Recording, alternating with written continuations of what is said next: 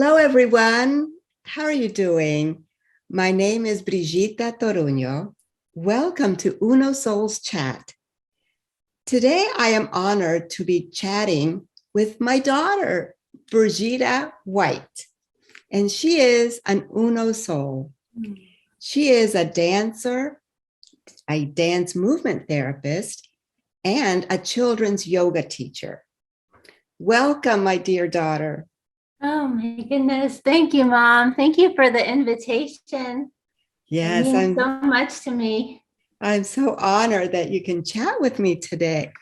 And, I feel like we have so much that we could talk about. And, we might end up having a little series of Brigitta and Brigitta talks. We'll see what happens. But I wanted to start off by asking, what I usually ask the guests is, how have you been doing during this surreal time of the pandemic?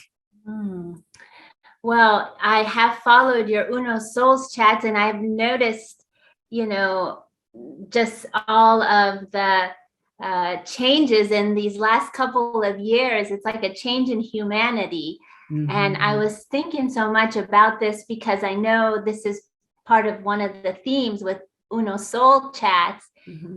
and how people cope and kind of what we're doing about everything and in the community, and spreading love and kindness. So I was thinking back at, around that time in 2020 in early March. And I don't know so much about astrology. There's clearly more experts, but from what I understand, even the way the planets were shifting in the solar system was something like equivalent to what happened when we went from the Middle Ages to the Renaissance. Ah. And yes, and in that time, it was a huge awakening in the world. When you think of the Renaissance and everything that comes from that time, ways of thinking, art, just civilization, but also times of upheaval. And it's like no one was saved from this, upheaval and awakening. It's like the planets are just so big, like even if you're unconscious about it, you can't help but see the changes in society, in your everyday work life, family life, school life. It's really unreal sometimes to stop and think about that. That's true. Thank you for sharing that. I mean, that is a point of view that not everybody realizes. So it's nice to also hear it from that perspective. Oh yeah, and there's so many specifics to that. I'm just not an expert, but you could talk about, the different planets and retrograde and who knows what. I don't know. I mean, I can sort of understand the idea behind it, but anyway, so I was obviously not, or I should say, I was definitely touched and even transformed from all these changes in the world. And that was in that time was when I went through my own spiritual awakening. And with that came, it almost felt like a death and a rebirth. And you were the one that was my angel, really almost keeping me alive. And I'm not even exaggerating, because I was nursing a 5-month-old, still very much postpartum. And, so you have like much more hormones than you might otherwise in times in your life. So you're more sensitive. And at the time, Dave and I were still married, and he had lost his voice. And it was just so much changes on a personal level, and just you know, emotionally, mentally, psychologically, with everything I had been kind of struggling with in my own life for a long time. And so I started having panic attacks, which I had never experienced in my life, which is a much more physical symptom to anxiety. And I do believe that was because of the breastfeeding hormones that made it that much more intense. And it was just hard to even because it affected, there's the autonomic nervous system, which I know, controls like your fight or flight. Yes. In a very simplistic, super basic way of describing it. And then, that's your nervous system. And then there's the central nervous system, which is like your heart beating, blood flowing, oxygen, just the digestion, the things you don't have to think about. Yeah. And that your body just runs naturally. And it was those moments where I had to remind myself to breathe. Or, it was almost like telling myself, I need to stay alive. It was the scariest experience probably I have gone through, because it was such a physical experience. And I couldn't help but associate it to a spiritual rebirth and awakening, definitely the planet's energy, something saying Brigitta, the whole world is moving to your truest self. And it's not an easy process to go through that. And there's upheaval in the awakening. And so I just couldn't help but feel that connection to, my spiritual journey in this life. Yeah. And you were the one that really helped me you couldn't hold my hand. It was virtual because everyone was locked down, and that definitely didn't help my anxiety symptoms and the different things I was going through.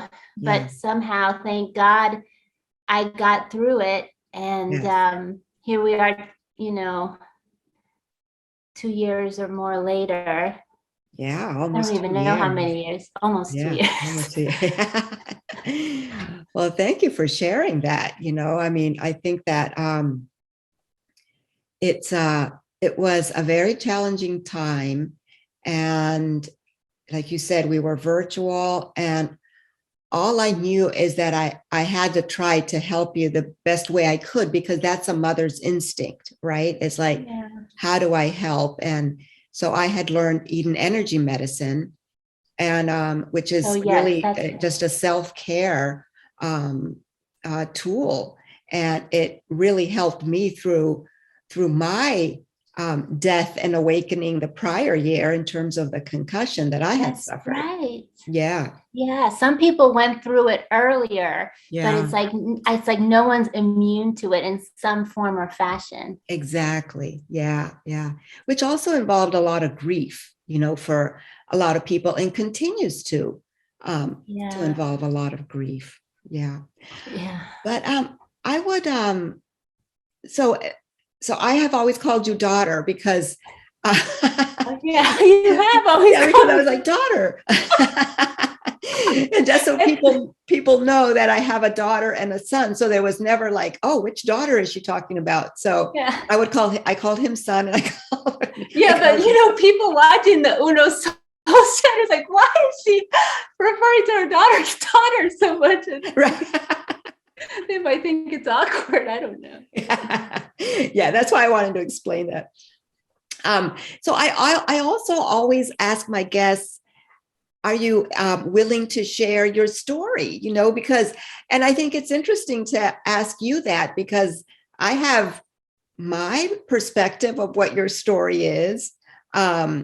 But that's not your way of thinking. I mean, you have your story and it's personal, and we'd love to hear it if you're willing to share. Oh, sure. Which one? Which story? I mean, I feel like life is a tapestry and it's colorful.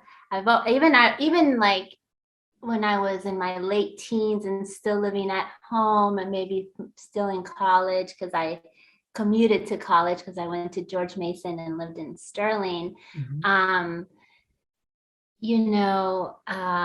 always kind of had that vivid image of the tapestry of life in this like really colorful fabric that interweaves, and that's not just cut and dry and this way or that way. Oh, I love that. I mean, and it's obvious, people use the expression black or white, but the gray in the middle.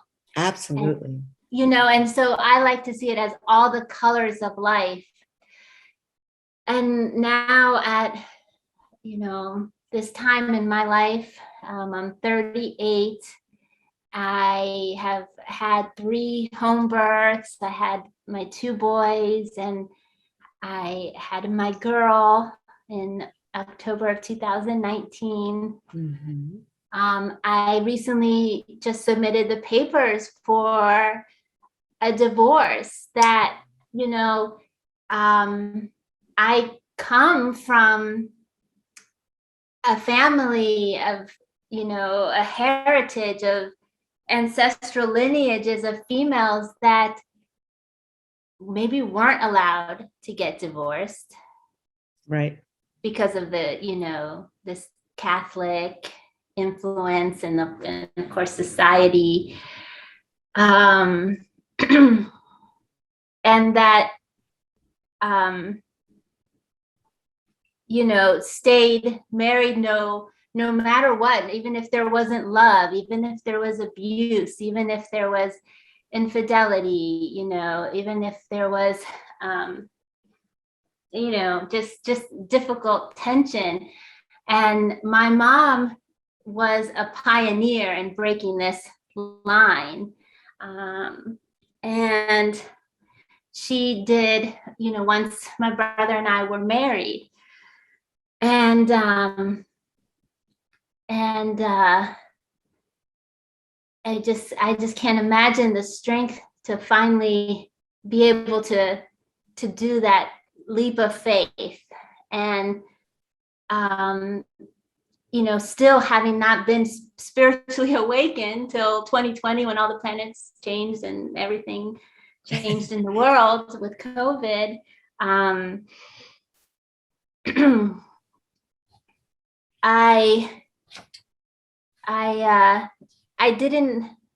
I just kind of was walking just sort of blind and numb and just thinking, I have to fit a mold of society, and I have to live my life to please other people or an expectation.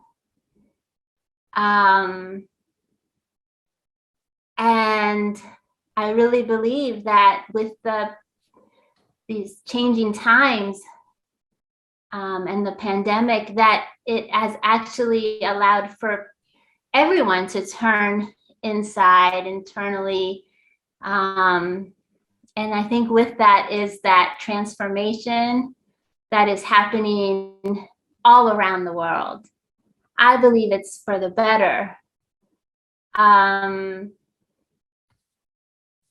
And so with my story, I can't deny not talking about this aspect where I just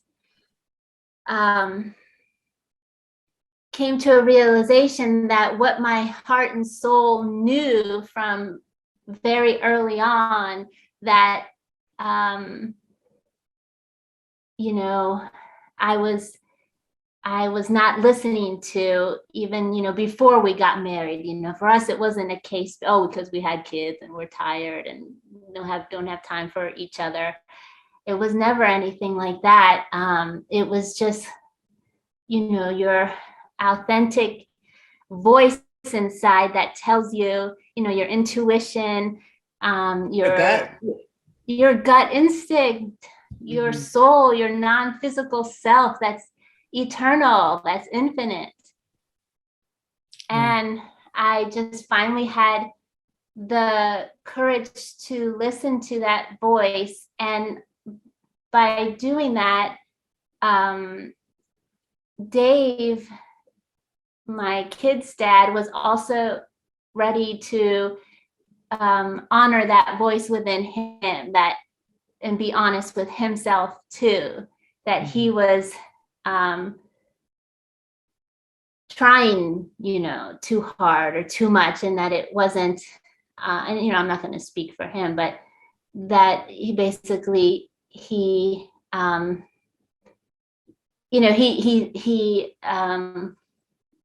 listened to what I had been telling him actually for years from the beginning. Our situation wasn't one where, I think most people wouldn't have gotten married in our particular dynamic and situation, but it was definitely our life path. And we learned so many soul lessons that just keep conditioning and improving ourselves. So that is my story right now, that I'm now taking a leap of faith and seeing where I land here in this great big universe, but at least I'm being honest with myself. Yeah. And I'm so grateful for you sharing this on Uno Souls Chat in a public way and being vulnerable because it's always, excuse me, it's always scary, right, to be vulnerable. And I think that that it's important though, because you could be an example for someone that's listening and maybe in a situation that you were in and feels like, well, maybe I can do this. And, I think that I just have to say how proud I am. I mean, it's not, nobody wants a marriage to end in divorce because that's not why you get married. Yeah. And I realize that, but I think there are situations where you have to be honest with yourself that it's not the right relationship, especially after you've tried and tried, all sorts of different and use different tools to make it Yes. work. And I just have been so proud of you and Dave, really, of how you've handled this. I personally have never seen anything like it. And I'm sure that there are couples that do this, but you've definitely done the conscious uncoupling. You've done the conscious parenting. The way you both of you really have handled this in such an emotionally mature way, like I have never seen, and it really is a testament to both of you and what, the work that both of you have done on yourselves. Because I even remember, when you told me a year ago, and you said, and before he moved out, we did a little like closing ceremony together. And then on your anniversary, mid-October of this year, 2021, you all went to Alexandria, and Dave and the 3 kids, and you all got married in Alexandria next to the river, and you went and did another closing ceremony. So those are things that take a tremendous amount of strength and courage. And you know what? Love. Absolutely love. So there are different types of love, of course, and you two really show a continued friendship love for each other. Yes. Yeah. Exactly. And I'm just really, really proud of you. Oh, thank you, Mom. That feels really validating and just comforting to hear. I've just always felt your support since I was a kid and as I grew up. I remember, and I told you this one time, when I was about to become a dance major in college at George Mason University in Fairfax, Virginia, that you just kind of sat me down and you weren't judgmental and you were just like, okay, so I know you love dance and you've danced your whole life, and what do you think you could do with your dance degree when you finish? How will you be able to work? Or like, what do you picture yourself working? Like, it was not loaded questions at all. It was very unconditional. And I remember I was just so sure of myself, because in those cases, like, that's my soul talk, like my soul mission, purpose on this earth. So it's like, I didn't have those second guessing of myself. Like, unfortunately, I did have that experience with he was my only relationship even, so, with my kid's dad. So, so it wasn't like, not this contradicting like conflict inside. And it was just like, if I love dance and I have a passion for dance, then everything will align basically, and I'll be able to work in that field. And I didn't use those words. I don't even think I talked like that back then. But you knew what you knew, Exactly. And I think that I remember that time too, because you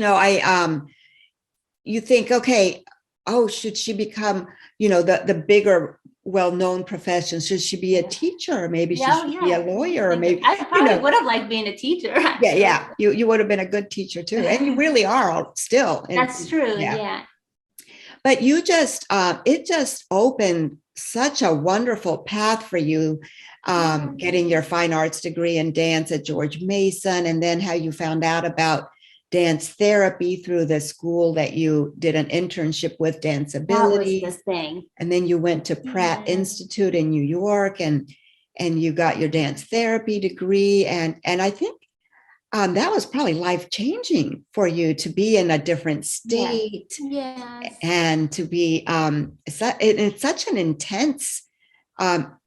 intense degree. There's a lot of psychological work that goes into it. Yes, it was very intense, because you have to delve so deep into your own psyche. And I mean, it makes sense, because if you're dealing with the psychotherapeutic use of movement and dance to help individuals integrate their psychosocial, emotional, physical experience, you do have to learn experientially through your own self. So they even recommended us to do our own dance therapy for personal, private practice use. So I definitely did that. Yeah. So that was wonderful. And, I believe in the concept of nourishing your soul. And I feel like there are so many ways of doing that. What does that mean for you, and how do you nourish your soul? Oh. It's so interesting. This is coming up for me. I guess I'll preface it with, I remember you coming to visit me in New York. And once I had graduated from Pratt, I was living in Astoria, Queens, and I was living on my own. And I remember. I just think back about that time with just so much like googly eyes. That's good. Yeah. And you came to visit me, and we would get sushi. Yeah. At this wonderful place. And I remember often I would stop at the sushi restaurant, and I just, would just go by myself. Like, after work, I was at Mount Sinai Hospital working in the geriatric inpatient psych and the adult inpatient psych. And then the MICA unit, which was mental illness, chemical addiction. So it was substance abuse, a dependency, with people who also have severe mental health. diagnosis. And so sometimes, just that moment to sit and have sushi at this really cute, cozy, low light, restaurant. And I'd always have a glass of Coke and their little was it a seaweed salad? It was, oh no, there was a house salad with ginger dressing. It's so yummy. Those are so yummy.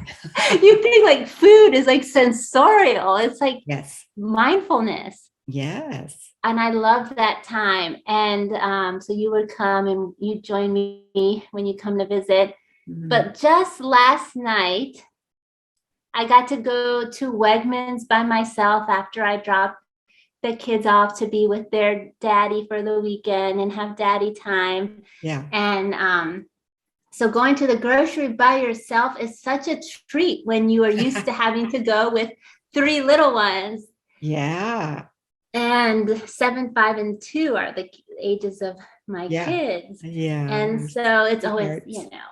I want this, I want that. And now Elsa doesn't want to sit on the shopping cart because that was so much easier. So now I'm like, Angela, Rafi, you hold Elsa so no stranger takes her. Like, Right. oh my gosh. So just going by myself to Wegmans. Yeah. And I got to get sushi for myself and come home to my townhouse by myself and just eat sushi quietly. Oh, so it took you back. Yeah, so it was times. something, yeah, it definitely took me back with,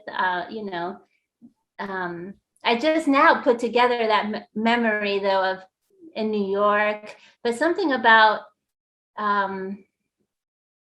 that me time and just like that individual self, like Yeah. not me that is mommy or, professional, but just enjoying that time to have sushi. That's right. And that's important. It's part of self-care. Yeah. Yeah. There are some interesting quotes I wanted to share. Maya Angelou, she said, "I will look after you and I will look after anybody you say needs to be looked after any way you say. I am here. I brought my whole self to you. I am your mother." I just really like that. And I'm a big fan of Maya Angelou. And there's also a quote about mothers, and it says, "The women of today are the thoughts of their mothers and grandmothers, embodied and made alive. They are active, capable, determined, and bound to win. They have 1,000 generations back of them." And that was said by Matilda Joslyn Gage, who lived in the late 1800s and was one of the first women's suffragists. But I really love that because we often talk about that. And you and I have done mother-daughter Mother's Day moments, and which I've really enjoyed. I hope we can do more of that. And we've talked about that, right? How we stand on the back of the generations of women that came before us. And you mentioned how part of that, the whole idea of living within the beliefs and the conditioning of the moment that you're living in, the 1800s, the 1900s, and what that meant to be a woman at that time. Oh, right. Versus, and especially in a Catholic Latin American country. Yeah.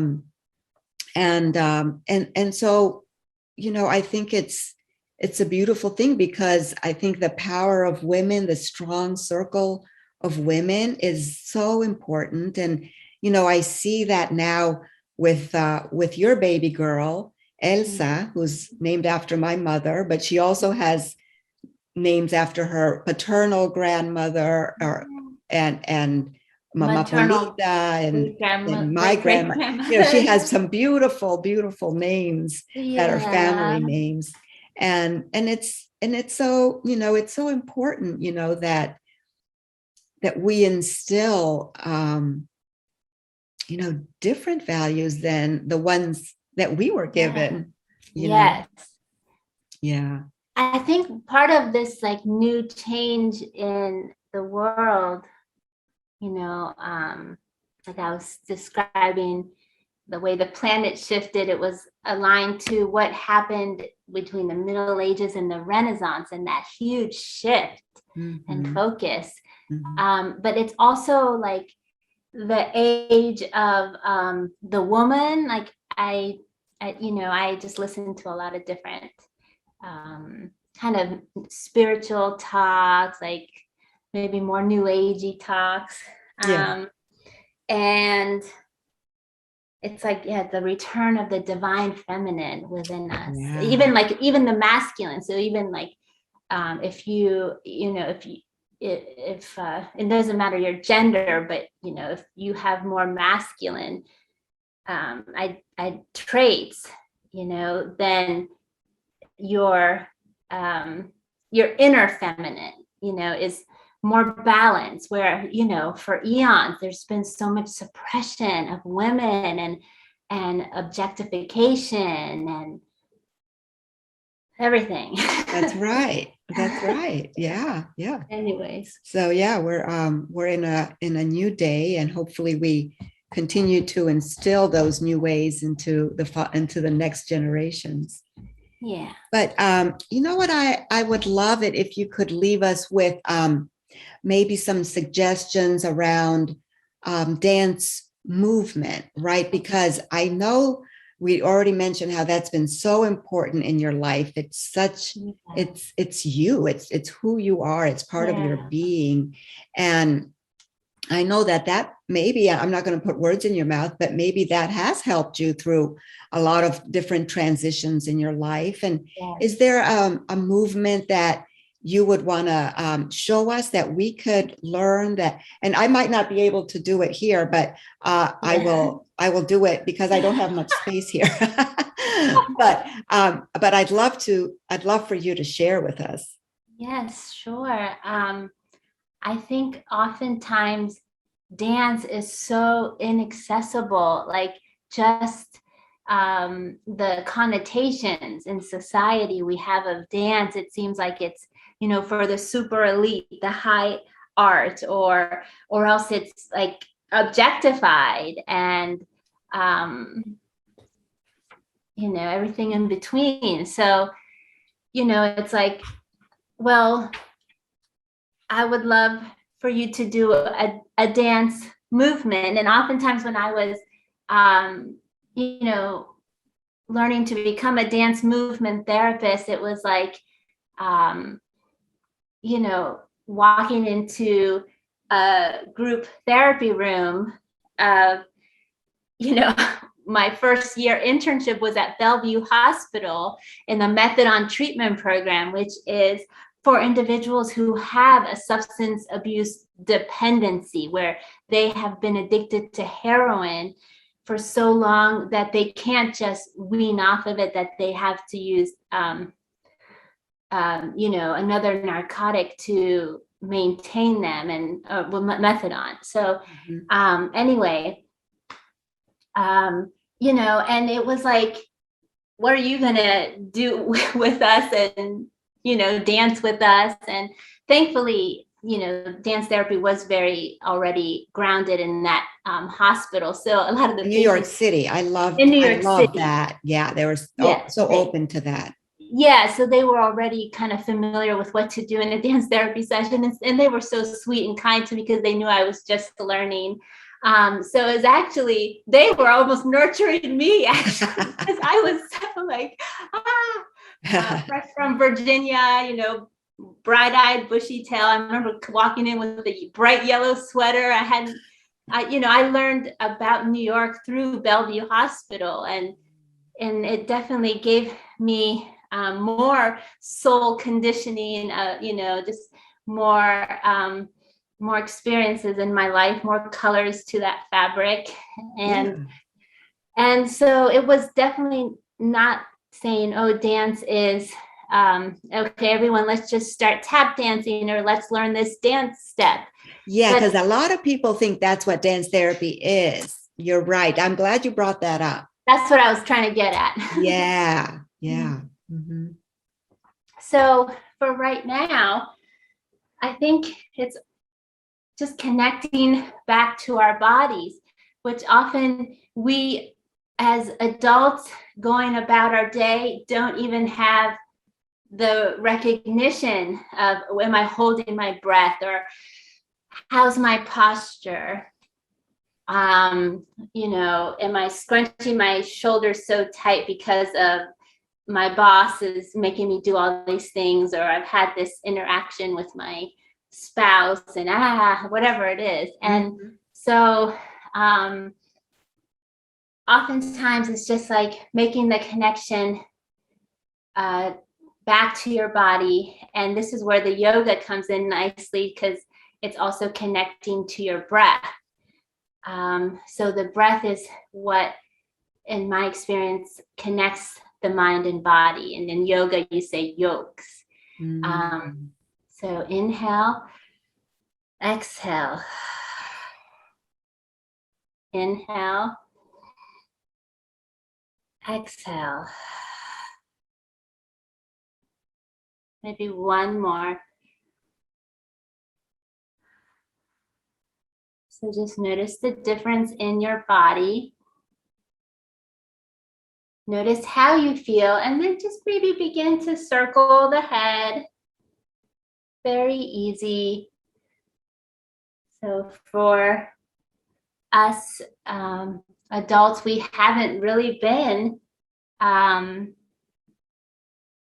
thinking about, oh, what does my body need in this moment, as I'm on the computer and listening to this chat, as I, you know, type away doing some other work I'm working on,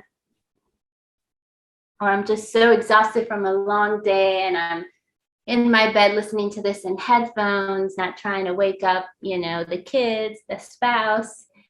So I would just kind of encourage the mindfulness awareness to your body. So then shoulders, you know, it's a beautiful connection if you think, I'm going to start from my head and make my way down to my toes. And so then there's shoulders, and then there's your middle spine moving. And it doesn't matter what it looks like, as long as you're kind of just allowing your body to move the way it needs to move. It doesn't have to look like mine at all. So now I'm down to my sit bones, the bones I sit on. So pelvis, hips. Now I'm allowing my legs to move, knees, any which way it needs to. It's almost like you're on like a little roller coaster. And then ankles circle, toes wiggle, fingers, toes. See if you can have your whole body move the way it needs to move right now. And then make that movement smaller and smaller. So small, like the size of an ant. Maybe only you know you're moving. It's so small. Bring your hands closer into your body, finding your stillness. Beautiful, mom. Maybe closing your eyes, inhaling, exhaling. And it's always that return to the breath. Breath is movement.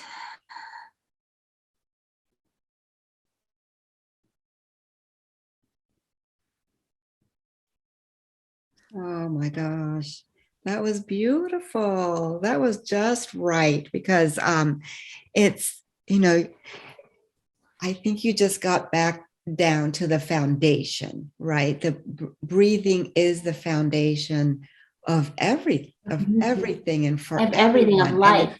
Accessible to everyone, no matter the age, you know, no matter the physical condition of the person. And so that's lovely. Thank you so much, my sweet dear daughter. Thank you so much, Mom. I feel like I finally made it, that you invited me to be part of your Uno Souls test. I know you really talk to the brightest stars in the community. Well, you are a bright star, my dear. And would you be able to leave us with some words of wisdom? Sure. Great. Just trust your heart. Listen, drop down into that heart space. It always knows. When you do things from there, there is no fear. Lovely, lovely, lovely, my dear daughter. Well, this continues to be a powerful time for all of us to love each other, to unite, and to live in peace. Thank you so much for joining me, my dear daughter. I honor the light in you. Thank you so much for listening to Uno Souls Chat. You can find us at www.unosouls.com and on Facebook, Instagram, and Twitter. I would love to hear from you if you would like to chat with me. Have a beautiful week and see you at the next episode.